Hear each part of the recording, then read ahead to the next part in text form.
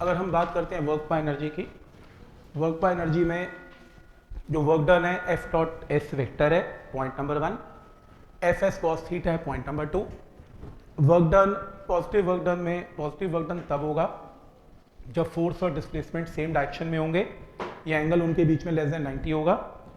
और नेगेटिव, जैसे अगर मान लो बॉडी ग्रेविटी के अंडर काम करती है तो ग्रेविटी पॉजिटिव वर्क डन करेगा। Work done in stretching a spring या वायर भी पॉजिटिव वर्क डन करेगा। रीजन, क्योंकि जिस तरफ फोर्स है उसी तरफ उसकी डिस्प्लेसमेंट है। नेक्स्ट है नेगेटिव वर्क डन, जितनी भी रेजिस्टिंग फोर्सेस हैं, फ्रिक्शन की, विस्कस ड्रैग की, रोकने की फोर्सेस, ये हमेशा नेगेटिव वर्क ही करेंगी। यानी कि एंगल एफ और एस में क्या होगा, greater than 90, cos of angle greater than 90। Negative value देगा तो आंसर नेगेटिव आएगा। नेक्स्ट है जीरो वर्क डन। जीरो में एफ और एस में एंगल क्या बनेगा, 90, तो आपका जो वर्क डन है वो जीरो वर्क डन है। एग्जाम्पल पूछेगा, जब कोई बॉडी सर्कल में घूमेगी, एफ और एस के बीच में एंगल क्या होगा, इसमें 90, तो वर्क डन की वैल्यू जीरो होगी। पुली का एग्जांपल दे सकते हो, पुली जब कोई सामान उठा के लेके जा रहा है तो ग्रेविटी की फोर्स वाई एक्सिस में है, डिस्प्लेसमेंट एक्स में है, तो वर्क डन की वैल्यू इसमें क्या होगी, जीरो होगी। नेक्स्ट है एक स्ट्रिंग है, एक स्ट्रिंग है, स्ट्रिंग के अंदर ये टेंशन है और वो डिस्प्लेसमेंट है। टेंशन और डिस्प्लेसमेंट में हमेशा एंगल 90 है क्योंकि it's a part of a circular motion. तो टेंशन की फोर्स टुवर्ड सेंटर एक्ट कर रही है क्योंकि इस पेंडुलम का सेंटर यहाँ पर है। तो इस केस में जो वैल्यू है वो क्या होगी, एंगल इनके बीच में 90, तो वर्क डन की वैल्यू क्या होगी इसमें, जीरो। नेक्स्ट है, ऐसा एक 1 मार्कर क्वेश्चन आ सकता है, आपको एफ वेक्टर एस वेक्टर देगा, आपको वर्क डन पूछेगा, तो वर्क डन डॉट प्रोडक्ट है F vector and S vector का, तो आप क्या करोगे, F vector dot S vector करोगे, F vector dot S vector, इसका डॉट प्रोडक्ट लोगे, आई को आई के साथ, जे को जे के साथ, के को के के साथ, आंसर आएगा। नेक्स्ट है, इसमें एरिया एफ और एक्स का अगर ग्राफ प्लॉट किया जाए और उस ग्राफ के अंदर एरिया लिया जाए तो अमाउंट ऑफ वर्क डन आएगा। जैसे ही क्वेश्चन है, कोई भी ग्राफ आपको देगा, वो कोई भी ग्राफ देगा एफ और एस का, तो अपने एरियाज निकालने हैं। जैसे इसमें रेक्टेंगल का एरिया, पैरेललोग्राम का एरिया, ट्राइंगल का एरिया माइनस ट्राइंगल का एरिया, तो जो कोऑर्डिनेट्स नेगेटिव में है वो एरिया नेगेटिव होगा और जो पॉजिटिव में है वो एरिया पॉजिटिव होगा। ठीक, तो ऊपर के एरिया पॉजिटिव ऐड करने हैं, नीचे का एरिया टोटल एरिया में से सबट्रैक्ट कर देना है, net amount of work done की वैल्यू आएगी। सेम इसके अंदर भी ऐसा ही है, total amount of work done निकालना है एफ और एस में, तो एरिया निकाल देना, total amount of work done की वैल्यू आएगी। ऊपर का एरिया ऐड करेंगे, नीचे का एरिया इसमें से सबट्रैक्ट करेंगे, net amount of work done की वैल्यू आएगी। एनर्जी दो टाइप की है, मैकेनिकल नॉन मैकेनिकल। इस चैप्टर में मैकेनिकल एनर्जी है पोटेंशियल एंड काइनेटिक, पोटेंशियल में ग्रेविटेशनल और इलास्टिक पोटेंशियल एनर्जी। तो सबसे पहले kinetic energy, it is the energy possessed by the body due to its motion. Figure draw करनी है, फोर्स लग रही है, जीरो से वेलोसिटी वी होगी covering a displacement of S, तो आपने इसमें ऐसे लिखना है कि जो small amount of work done है वो क्या है, F D S cos zero, और जो फोर्स होती है मास इनटू एक्सेलरेशन, एक्सेलरेशन क्या होती है, D V by D T. इस फोर्स को उठा के यहाँ पे पुट कर दो, ये पुट कर दिया M into D V by D T, D S by D T क्या होती है, वेलोसिटी वी, इसे इंटीग्रेट करो, जीरो से वी, जीरो से डब्ल्यू, वी की इंटीग्रेशन वी स्क्वायर बाई 2, और सॉल्व करके आपके पास क्या आएगी, काइनेटिक एनर्जी। तो काइनेटिक एनर्जी की डेरिवेशन यहाँ तक आ सकती है। न्यूमेरिकल, इसका न्यूमेरिकल बहुत आता है। काइनेटिक एनर्जी को मोमेंटम की फॉर्म में कोई न्यूमेरिकल आएगा तो काइनेटिक एनर्जी का फॉर्मूला याद करना है, P square by 2m, P for linear momentum by 2m। Work energy theorem, work energy theorem आपके एग्जाम में बहुत बार आई होगी, ऐसी फाइनल में भी आ सकती है। कुछ नहीं करना, ये काइनेटिक एनर्जी की डेरिवेशन करनी है, बस फर्क ये है आपको ये लिखना है स्टेटमेंट कि amount of work done by net force, ये जरूर लिखना, प्लीज अंडरलाइन कर लो, net force acting on a body is equal to change in kinetic energy of the body. तो जो चेंज ऑफ काइनेटिक एनर्जी है वो net amount of work done है by net force, net force का work done है। तो आपने ये शो करना है फिगर के साथ, u से v वेलोसिटी होगी covering a displacement of s और applying a force of f। पहला स्टेप वही F D S cos zero, force is M A is D V by D T, इस फोर्स को उठा के यहाँ पे पुट कर दो, again D S by D T velocity v, और लिमिट वेलोसिटी की u से v पुट कर दो, एक बार v की जगह v²/2 इंटीग्रेशन, v की जगह upper limit lower limit, answer. तो change of kinetic energy amount of work done, इसको प्रूव करके आनी है स्टेट एंड प्रूव में। नेक्स्ट है इसमें, नेक्स्ट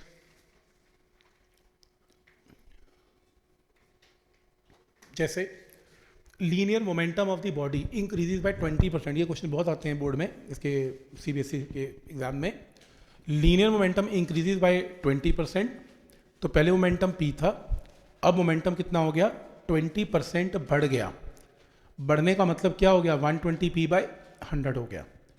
तो percentage increase in kinetic energy निकालनी है। तो जब p था तो एनर्जी E थी, तो अब एनर्जी E' है, आपको E' माइनस E/E इंटू 100 निकालना है। तो E' की जगह ये वैल्यू पुट कर दो, E की वैल्यू कितनी है, p²/2m, E की वैल्यू पुट कर दो ऊपर और नीचे, सॉल्व करके परसेंटेज निकाल लेना आंसर। तो E' माइनस E/E करना है, E की वैल्यू p²/2m पुट करनी है, और E' की वैल्यू में मैं फिर से लिख देता हूँ, E = p²/2m है। E' की value 120% increase divided by 2m है, तो परसेंटेज इंक्रीज क्या होगा, E' माइनस E/100, ये वैल्यूज पुट करके परसेंटेज की वैल्यू निकाल लेना। बहुत इंपॉर्टेंट है ऐसे क्वेश्चंस, इसको इस तरीके से करेंगे, ठीक है। तो आपको परसेंटेज इंक्रीज मोमेंटम पता होगा, परसेंटेज इंक्रीज इन एनर्जी निकालनी है। नेक्स्ट है पोटेंशियल एनर्जी। पोटेंशियल एनर्जी दो टाइप की है, एक पोटेंशियल है ड्यू टू इट्स पोजीशन जो mgh वाली, और एक पोटेंशियल है due to its configuration spring energy elasticity की वजह से। तो ग्रेविटेशन और elastic potential energy, gravitational potential energy में कुछ नहीं करना, आपने एक बॉक्स को उठा के ऊपर h डिस्टेंस ऊपर ले गए, आपने एक फोर्स F अप्लाई की जो कि वेट है mg, और डिस्प्लेसमेंट कितनी कवर की आपने h, और एंगल 0, तो mgh इसका आंसर है। ये तो क्या ही आएगा पेपर में। Conservative non conservative, conservative non conservative की डेफिनेशन आ सकती है, define conservative and non conservative forces. तो कंजर्वेटिव फोर्सेस में ये लिखेंगे, a force is conservative if work done by the force in displacing a particle from one point to another point is independent of path followed। तो अगर आप एक point से दूसरे पॉइंट तक किसी बॉडी को उठा के लेके आ रहे हैं, और वो वर्क डन जो आप कर रहे हैं वो पाथ पे डिपेंडेंट नहीं है, किस पे डिपेंडेंट है, इनिशियल और फाइनल पोजीशन पे डिपेंडेंट है, पाथ पे नहीं डिपेंडेंट, तो वो कंजर्वेटिव है। और अगर आपका वर्क डन पाथ पे डिपेंडेंट है, तो वो कौन सी फोर्स है, नॉन कंजर्वेटिव फोर्स है। डेफिनेशन क्लियर है। कंजर्वेटिव का एग्जाम्पल पूछेगा लिख देना, ग्रेविटी की फोर्स कंजर्वेटिव है, स्प्रिंग की फोर्स भी कंजर्वेटिव है। नॉन कंजर्वेटिव पूछेगा तो लिख देना, फ्रिक्शन की फोर्स नॉन कंजर्वेटिव है, और विस्कस ड्रैग जो लिक्विड की फोर्स ऑफ फ्रिक्शन है वो भी नॉन कंजर्वेटिव है। इसमें यह बता रखा है कि ए पॉइंट से बी पॉइंट तक हम मूव कर रहे हैं, हम चाहे रास्ते 1 से जाएं या 2 से जाएं, वर्क डन अगर बराबर है दोनों केसेस में तो फोर्स कंजर्वेटिव है, और अगर 1 और 2 में वर्क डन डिफरेंट है तो वो नॉन कंजर्वेटिव है। तो कंजर्वेटिव में आप किसी भी पाथ से जाएं, आपका वर्क डन सेम आएगा। और एक ये डेफिनेशन पूछेगा कि कंजर्वेटिव नॉन कंजर्वेटिव क्या है, एग्जाम्पल दो, और दूसरा ये भी पूछेगा कि net amount of work done क्या होता है कंजर्वेटिव नॉन कंजर्वेटिव में। जब आप कंजर्वेटिव में साइक्लिक प्रोसेस करते हो, आप ए से बॉडी को बी पे लेके जाते हो, बी से घुमा के ए पे लेके आते हो, कंजर्वेटिव में ये वर्क डन हमेशा 0 ही होगा, और नॉन कंजर्वेटिव में ये 0 नहीं होगा। ये दूसरी प्रॉपर्टी याद रखनी है। डेफिनेशन याद हो गई, इसके एग्जाम्पल याद हो गए कंजर्वेटिव नॉन कंजर्वेटिव के, और फिर ये भी याद रख लेना है कि कंजर्वेटिव में क्लोज्ड पाथ में net amount of work done क्या होगा, 0, और नॉन कंजर्वेटिव में क्या होगा, नॉन 0। बस ठीक। नेक्स्ट है, प्रूव करो कि ग्रेविटेशनल फोर्स कंजर्वेटिव है। तो ग्रेविटी की फोर्स कंजर्वेटिव प्रूव करने के लिए आप एक बॉडी लें, इस बॉडी को यहाँ से यहाँ लेके जाएं, सीधा लेके जाएं, घुमा के लेके जाएं, कई रास्तों से लेके जाएं, सबके अंदर वर्क डन कैलकुलेट करें, सबका वर्क डन mgh आएगा, तो आपको मानना पड़ेगा कि ये कंजर्वेटिव है। कैसे? इसके अंदर ए से बी तक हम एक बॉडी को लेके जा रहे हैं, तो net amount of work done क्या है, mgh, वो तो पता ही है, mg फोर्स है और h इसकी डिस्प्लेसमेंट है mgh। लेकिन अगर हम इस बात से लेके जा रहे हैं तो यहाँ का वर्क डन क्या है, mg इंटू ए सी, यहाँ का वर्क डन जीरो, क्योंकि ग्रेविटी की फोर्स y एक्सिस में है और डिस्प्लेसमेंट x में है। तो यहाँ का वर्क डन जीरो और यहाँ का work done mg into D और यहाँ का वर्क डन जीरो। तो net amount of work done क्या आएगा, mg into A C plus mg into D. तो mg into A C plus D का मतलब है h, तो mgh। तो आपने केस 1 बनाना है कि मैं बॉडी को सीधा ले गया, वर्क डन mgh। केस 2 बनाना है, मैं बॉडी को यहाँ से ले गया, वर्क डन mgh। केस 3 बनाना है, मैं बॉडी को इंक्लाइंड से ऊपर ले गया। जब मैं इंक्लाइंड से ऊपर लेके गया तो फोर्स की वैल्यू कितनी, mg साइन थीटा फोर्स मैंने अप्लाई की और covering a displacement of s। तो mg sine theta into s, sine theta की वैल्यू यहाँ पर क्या है, h by s, sine theta is equal to h by s, s से एस का आंसर mgh। तो केस नंबर 1 क्या बनाएंगे, सीधी ले गए। केस नंबर 2 घुमा घुमा के ले गए। केस नंबर 3 इंक्लाइन प्लेन पे ले गए। केस नंबर 4, एक बॉडी को अगर मैं यहाँ से वापस क्लोज्ड पाथ बनाऊँ तो जाने का और आने का वर्क डन राउंड ट्रिप का जीरो है। तो अगर ये जाने और आने का, क्योंकि ऊपर जाने में वर्क डन माइनस mgh है, नीचे आने में mgh है, तो net amount of work done zero है। जीरो है इसका मतलब क्या हुआ, ये कंजर्वेटिव ही है, क्योंकि कंजर्वेटिव में राउंड ट्रिप में net amount of work done क्या होता है, जीरो। ये 4 केस आपने लिख देने हैं, बात खत्म। नॉन कंजर्वेटिव बता दिया, if amount of work done in moving an object against a force from one point to another point depends upon the path along which the body moves, रास्ते पे डिपेंड करता है वर्क डन, तो वो non conservative है। इसका example मैंने लिख दिया, फ्रिक्शन है और इसमें क्लोज पाथ में वर्क डन जीरो नहीं होता, ये भी याद रखना है। ये कुछ नहीं करना, कुछ नहीं करना, कुछ नहीं करना, नहीं ये भी नहीं करना।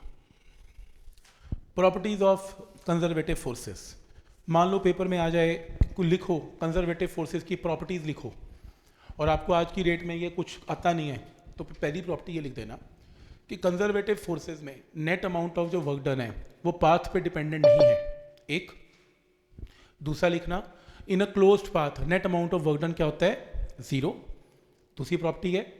तीसरी प्रॉपर्टी लिख देना, कंजर्वेटिव फोर्सेस में एफ फोर्स और एनर्जी का ये रिलेशन है, F is equal to minus d U by d x, F is equal to minus d U by d x. तो ये पहली प्रॉपर्टी है, ये दूसरी प्रॉपर्टी है, अब बस ठीक है। और ये भी लिख देना कि अगर कंजर्वेटिव फोर्सेस हैं तो टोटल मैकेनिकल एनर्जी सिस्टम की क्या रहती है, कांस्टेंट है।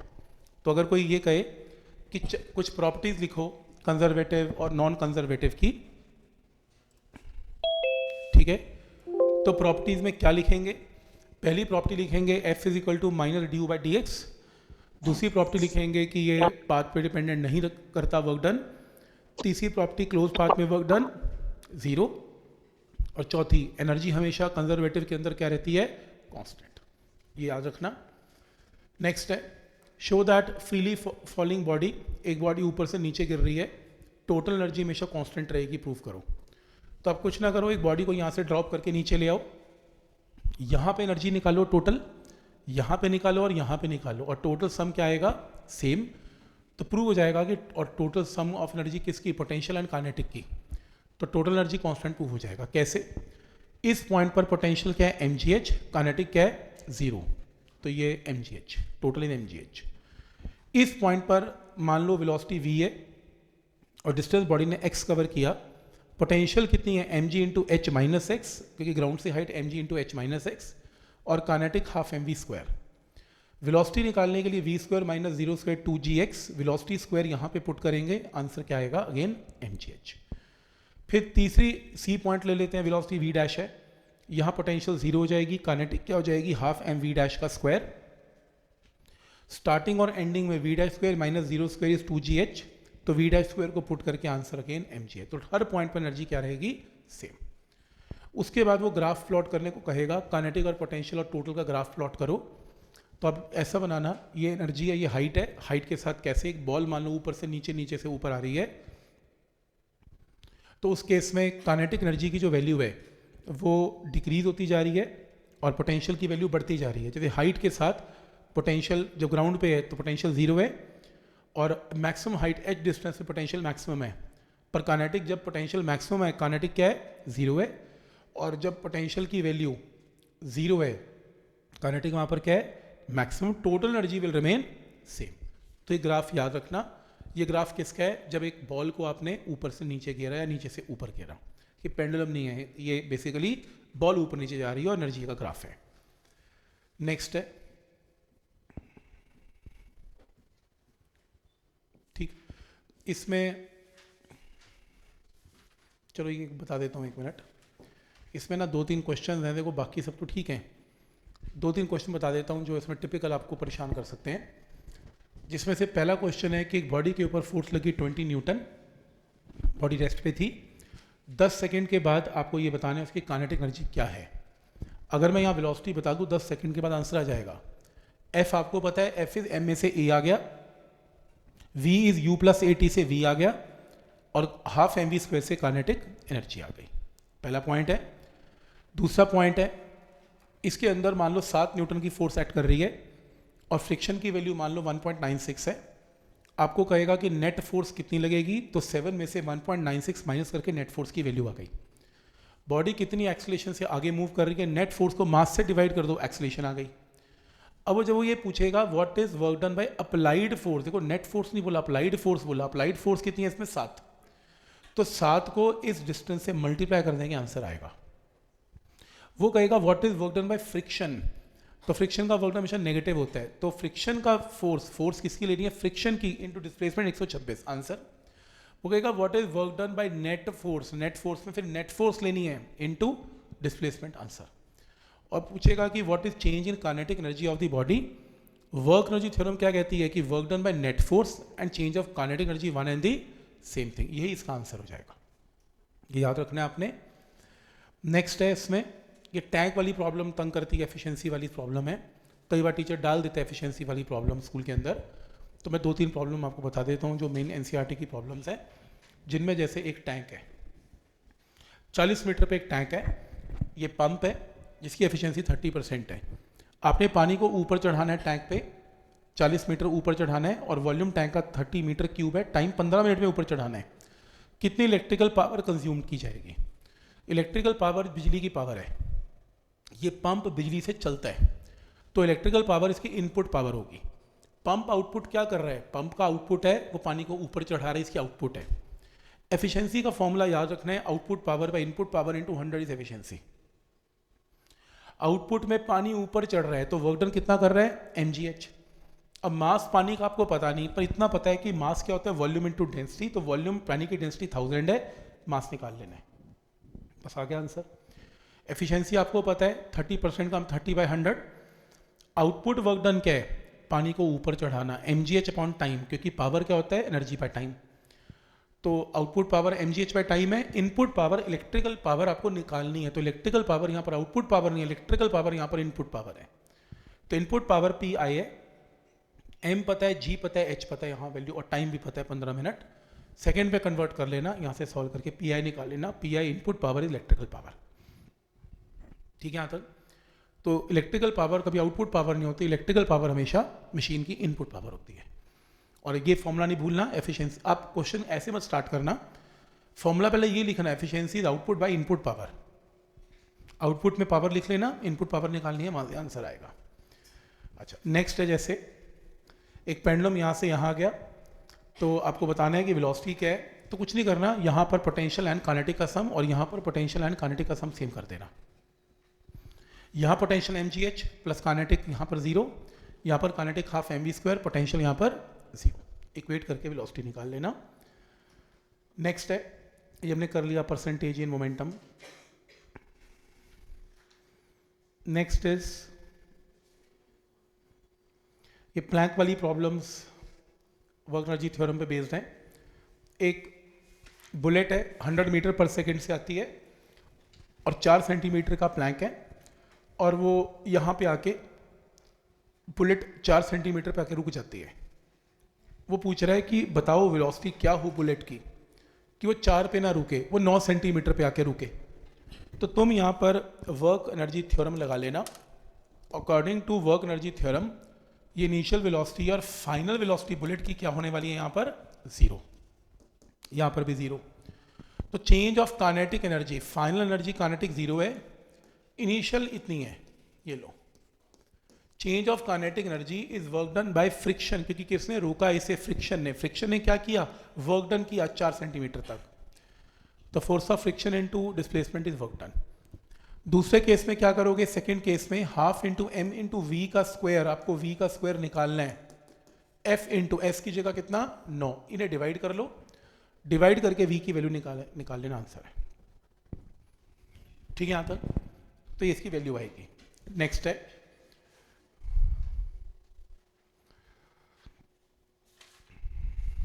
ये कोलिजन के अंदर हमने कर लिया था एग्जांपल। देखो ऐसा क्वेश्चन बहुत आता है, अगर मैं एक एफ फैक्टर लगाऊं किसी बॉडी के ऊपर, फोर्स फैक्टर पता है, और डिस्प्लेस वो बॉडी कहां से कहां हो रही है, ए पॉइंट से बी पॉइंट पे हो रही है, तो ये ना इनके पोजीशन वेक्टर है, डिस्प्लेसमेंट वेक्टर नहीं है, क्योंकि फॉर्मूले में वर्क डन क्या होगा, एफ डॉट एस होगा, F dot S vector. S vector निकालने का तरीका क्या, ये करने की जरूरत नहीं, डायग्राम बनाने की जरूरत नहीं है, सीधा शॉर्टकट है, final position vector minus initial position vector. Final को वेक्टर फॉर्म में लिखो, 2i cap 0 j cap minus 5 k cap. Initial vector क्या होगा, i cap plus 2 j cap minus 3 k cap. तो इसमें से इसे माइनस कर लो, ये देखो इसमें से इसे माइनस करके एस वेक्टर आएगा, माइनस जरूर कर लेना, फिर एफ डॉट एस कर लेना, डॉट प्रोडक्ट ले लेना, आंसर आ जाएगा। सही है यहां तक, ठीक। नेक्स्ट है ये कंपटीशन की शीट है, ये सब कंपटीशन शीट्स हैं।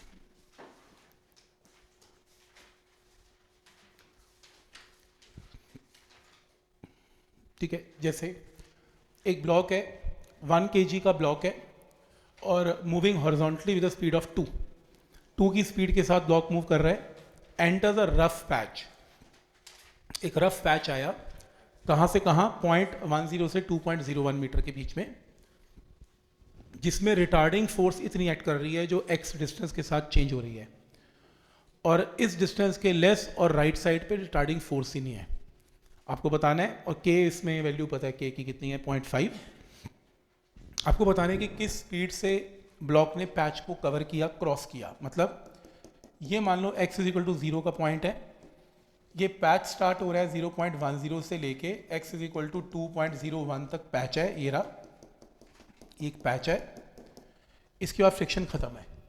तो जब ये ब्लॉक यहाँ एंटर करता है और एग्जिट करता है, आपको बताना है इसकी वेलोसिटी क्या है, और वह एंटर कर रहा है विद अ स्पीड ऑफ कितनी, 2 मीटर पर सेकेंड। साफ पता लग रहा है, final kinetic energy half m v square, initial kinetic energy half m two square. तो मैं इसे चेंज ऑफ काइनेटिक एनर्जी लूंगा, चेंज ऑफ काइनेटिक एनर्जी में half m into v square, half into m into 2 का square is work done by friction. अब work done by friction में एक problem है, फ्रिक्शन फोर्स तो तुम्हें दे रखी है ये रही, फ्रिक्शन फोर्स में ये प्रॉब्लम है कि फ्रिक्शन फोर्स वेरिएबल है, क्योंकि वो एक्स के साथ क्या हो रही है, चेंज, और जब फोर्स वेरिएबल है तो वर्क डन बाय इंटीग्रेशन निकलता है। तो आप इसमें क्या करोगे, इसमें वैल्यू पुट करोगे half m v square, half m two square, और यहाँ पे इंटीग्रेशन लगाओगे, एफ की जगह वैल्यू पुट करोगे कि ए की वैल्यू 0.5 है, divided by x into D x, और यहाँ पर एक लिमिट पुट कर लेना। यहाँ पर जो लिमिट आएगी यहाँ पे वो आएगी 0.10 से लेके 2.01 तक, इसे इंटीग्रेट करके v की वैल्यू निकाल लेना, आंसर ऐसे निकलेगा। तो आइडिया समझ में आ रहा है कि इसमें क्या लगेगा, वर्क एनर्जी थ्योरम का कॉन्सेप्ट लगेगा। तो मैंने क्या हुआ आगे ये तो change of kinetic energy is amount of work done by friction, और इनिशियल एनर्जी इधर गई तो प्लस हो गई। देखो ये सारा मैंने सॉल्व करके दिया हुआ है, ठीक है। आने की प्रोबेबिलिटी नहीं है, बट कोई छोटी वैल्यू के साथ तो क्वेश्चन फिर भी आ ही सकता है। ये बहुत बड़ी बड़ी प्रॉब्लम्स हैं, इस टाइप की प्रॉब्लम नहीं आने वाली। तो इसके लिए आप जो सब्जेक्टिव शीट्स हैं ना हमारी गूगल ड्राइव पे पड़ी हुई हैं, जिसकी एनसीईआरटी की थी हमने, बस वही करना, ये कुछ मत करना, ये सब कंपटीशन का पार्ट है, ये कुछ नहीं आने वाला। एनसीईआरटी जो न्यूमेरिकल का पोर्शन देखना है वो आपका एनसीईआरटी गूगल ड्राइव पे सॉल्व शीट्स हैं, बस वही देखनी है।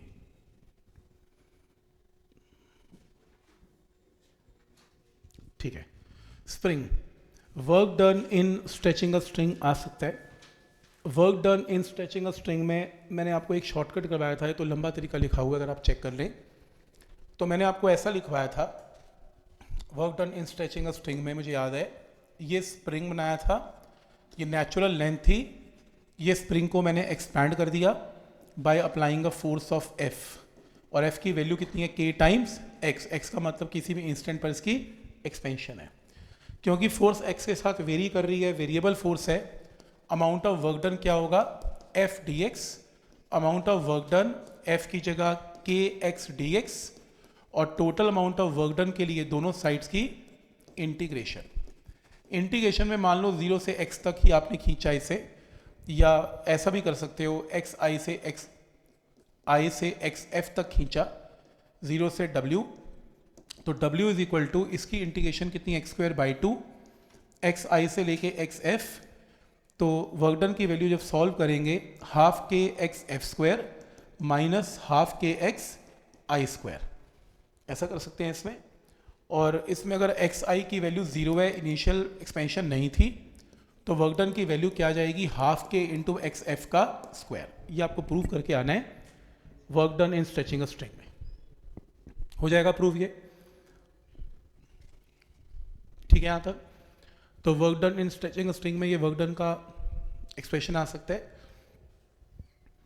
इसमें अगर ये नहीं आएगा तो ग्राफ पूछ लेगा, स्प्रिंग एक्सपैंड हो रहा है, उसकी जो रिस्टोरिंग फोर्स है वर्सेस एक्स का ग्राफ प्लॉट कर दो। तो ये इसका ग्राफ है रिस्टोरिंग फोर्स का, F proportional to x with negative sign, तो कोऑर्डिनेट नेगेटिव की तरफ बनेगा। और जब आप वो पूछेगा इसका एरिया क्या होगा, इसका एरिया होगा half into base into height, तो इसका एरिया आपको work done in stretching a spring ही देगा। वो पूछेगा कि इसका एरिया आपको क्या देगा, work done in stretching a string देगा। बस ये याद रखना है पॉइंट, सीधा कुछ नहीं करना है इसमें। और नेक्स्ट है, कुछ नहीं चाहिए, ये कुछ नहीं करना इसमें। अगर मैं स्प्रिंग को क्या करता हूँ, इलास्टिक स्प्रिंग में उसको खींचता हूँ और छोड़ता हूँ, तो उसमें स्प्रिंग की एनर्जी चेंज हो रही है। स्प्रिंग जब एक्सपैंड हो रहा है इसमें पोटेंशियल बढ़ रही है, काइनेटिक कम हो रही है, तो उसकी पोटेंशियल और काइनेटिक का ग्राफ प्लॉट करो। तो ये ग्राफ ऐसा होगा, एक्सट्रीम पेंडुलम वाला सेम ग्राफ है इसमें, spring mass system, pendulum system सब एसएचएम के ग्राफ हैं, तो एसएचएम का ही ग्राफ प्लॉट करना है। हमने एसएचएम में सेम ग्राफ प्लॉट किया था। तो जब एक बॉडी को नीचे गिरा जाता है, बॉल को नीचे गिरा जाता है, तो उसका ग्राफ अलग था, वो लीनियर था, चेक करो, किया था अभी। और स्प्रिंग मास सिस्टम या पेंडुलम का स्प्रिंग जो एनर्जी का ग्राफ है पोटेंशियल एंड काइनेटिक का, वो ऐसा बनेगा, पैराबोलिक बनेगा, क्योंकि दोनों एसएचएम में होते हैं।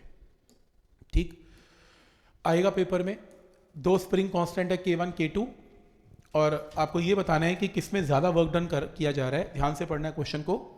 When they are stretched by same force, जब मैंने फोर्स की वैल्यू दोनों पे सेम लगाई तो वर्क डन किसका ज़्यादा होगा।